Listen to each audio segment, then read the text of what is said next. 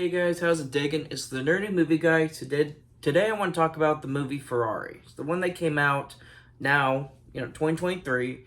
And this movie's about Enzo Ferrari in 1957, during the big race where it's all across Italy.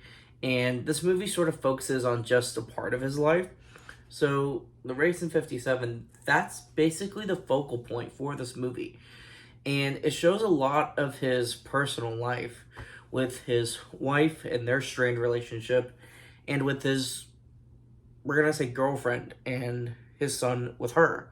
So we sort of see the tension between sort of the two families, so to speak, he's juggling, and they really kind of give more insight into what that relationship was like for him with both women. And it kind of shows the toll it does or doesn't take on him. And he's nearing bankruptcy, essentially. And so, everything's just on this race. That's the big thing for this movie.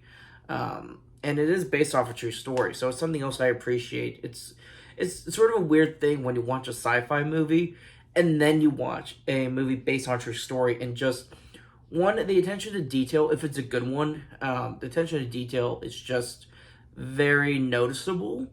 And you're more often than not, I feel, you're going to see more effort put into a movie based off of a true story.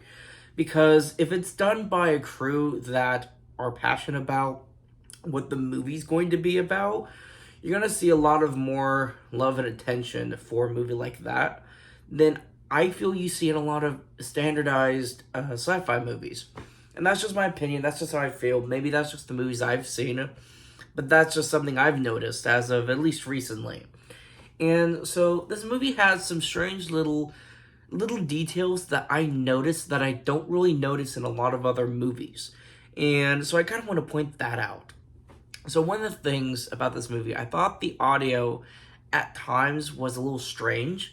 So, for example, Enzo Ferrari is visiting his late son in the cemetery, and in the cemetery, there's gravel on the ground, and there's a scene where they're walking to do his son's marker, and as they're talking, as the characters are talking, I almost feel like you can hear the gravel they're walking on more than their voices, and so I don't know if that's just audio mixing. I don't know if it was intentional, but it was something I noticed, and it was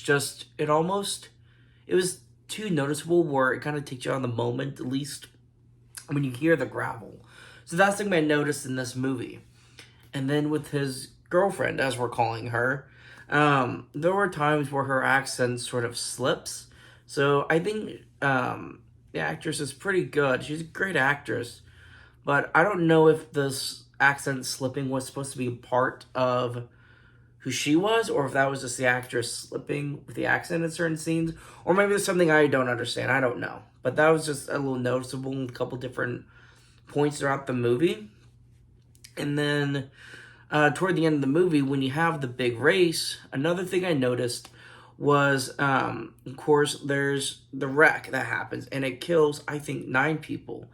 And most movies, when there's a race, and there's cars, and there's a wreck, and people are hurt, or killed, or both, and usually what happens is you see the car flips, and then it pans to something else, and then you see the bodies on the ground afterwards.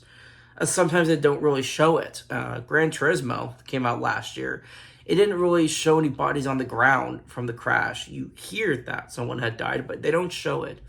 So in this movie, I don't know how they filmed it. I don't know if it was just straight up,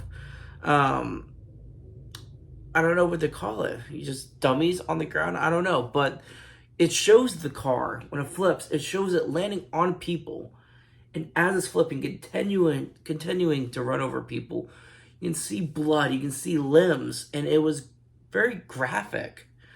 And I don't know how they filmed it, but it just gave more of a sense of dread and a more realistic feel than I see crashes in most other movies.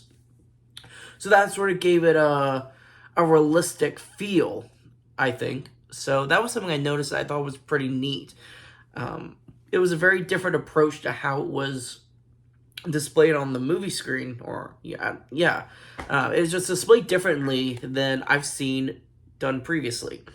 So I don't know how they filmed that, but I thought it was just pretty interesting from a movie watcher standpoint, because you see something like that is graphic, and I think it gives a different sort of reaction than when the tragedies are just off screen. So regardless, I didn't know much about Enzo Ferrari going into this movie. I knew it was Adam Driver, and I wanted to see it. And I was proved once again that Adam Driver's talent was wasted on Star Wars. I'm not going to get into a debate about Star Wars, but I feel Kylo Ren was one of the better characters in the 3 newer movies. And even so, I think Adam Driver has a much higher range of talent than Star Wars was going for with the mediocre script and plot. So regardless, I think Adam Driver is a great actor, and I can't wait to see more of his work. This movie was pretty cool. It gives you more insight into, Enzo Ferrari and the events that happened in 1957. Regardless, it was an interesting watch. If you're looking for a ton of action, this might not be the movie for you. It was very slow paced, and it sort of gives you just the personal life, and it just had sort of a lesser of a, it didn't really have a grand tone to this movie. So if you're looking for something that's more action-packed, this might not be the movie for you. But if you want some really good acting and sort of just this grounded, slower-paced movie, I think you're going to like this one. Adam Driver, I thought, was a great actor, and he's a great actor, has a great acting performance in this one. So as I said, I can't wait to see more of his work. Thank you guys so much for watching.